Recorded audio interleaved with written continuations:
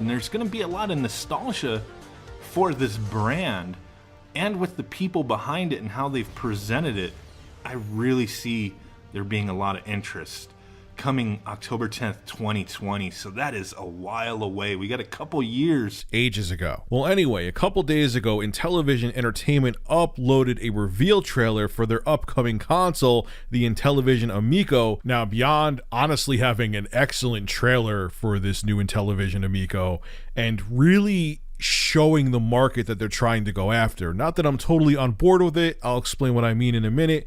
They also showed that they had industry veterans behind this system who have been around for decades, and it's safe to say they know what they're doing. So today's topic is Intellivision's Amico's console and the following individuals. I snagged clips from Review Tech USA, hi Rich, and Mad Little Pixel. I made this video because I think it's only fair that someone piss in the pool at this party. I'm an older gentleman. I've been around since the Atari 2600. I've owned it, as well as the Nintendo, the Super Nintendo, the TurboGrafx, and the CD, the 3DO, God help me, PlayStations 1 through 3, and I also picked up an Xbox 360 right before I called it a lifetime for console gaming. No, I don't think I'm holier than thou as far as PC goes. I just got the money to go that way, and if you don't believe me, I understand. First, the Amico trailer, which will be playing in the background, and the trailer is fucking amazing. It's a wonderful piece of advertisement, propaganda if you will. But do you see the special effects in the video? You do understand what you're seeing here, which will pretty much have nothing to do with the games themselves, are likely going to be of a higher quality than what you're paying for. In all likelihood, this video will be stronger and of greater quality than anything you will ever see in the gaming system. This is a rogues gallery of programmers, developers, with some people with 20 to 30 years of work experience. I get that. It's a wonderful presentation. But keep in mind, Nintendo has a classic retro unit. There are countless Segas, Atari retro units. PlayStation has a retro unit that's coming out, or rather Sony. So here's my big question. The projected price point for this system will be $149 to $179. Now, there's a lot of promises. Extra levels, updated graphics to old titles, multiple player models, online player modes, and so much more. There's precious little of this in the video, and here's the ultimate too good to be true about all of this. The games are priced between $2.99 and $7.99. Look at this, no DLC.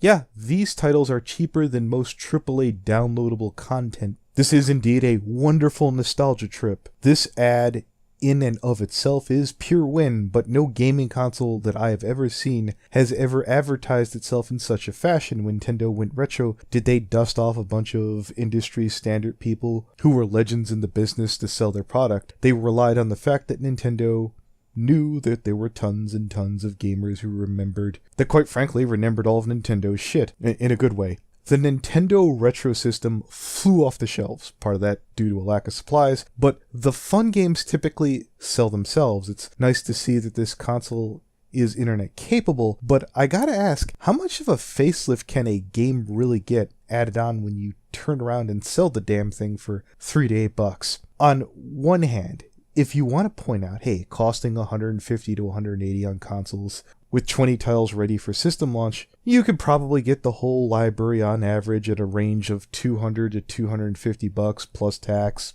That's a drop in the bucket for a tickle. And on top of all that, if you play the damn thing before you buy the whole library, we'll say will cost probably closer to $200 with about, say, 7 games. I think that sounds fair. Do your own math. I'm just putting it at an average here. An Atari Classic Flashback 6 on Amazon is roughly about $50. It has 100 games. The Nintendo Classic console is $60 with 30 games. Now, look at these fucking controllers on the Amico. Do you remember old gameplay console controllers? This is a retro system with a new coat of paint. And keep in mind, this bitch doesn't come out till October 10th, 2020. You're going to be playing about 40 years of dated tech 2 years from now. Dated tech that lets you play multiplayer and lets you go online and maybe gives you a couple of extra levels. Look, I loved Bad Dudes as much as the next person. That's literally the only thing that has my interest so far. Okay, so there's an achievement system on that console. is that really worth that and the net connection to pluck down $140 extra for something whose goddamn controller looks like fucking this? It is a wonderful impulsive buy until you consider what you're getting for your dollar. I gotta say, with titles like basketball, baseball, skiing, boxing, bowling, horse racing, I fail to see why sports titles for this system had to be listed as exclusives, and to be fair, I'm not that target audience. I just can't see gamers who are sports fans getting reeled in. So the only thing... Oh, I forget, there's a game literally called Math Fun.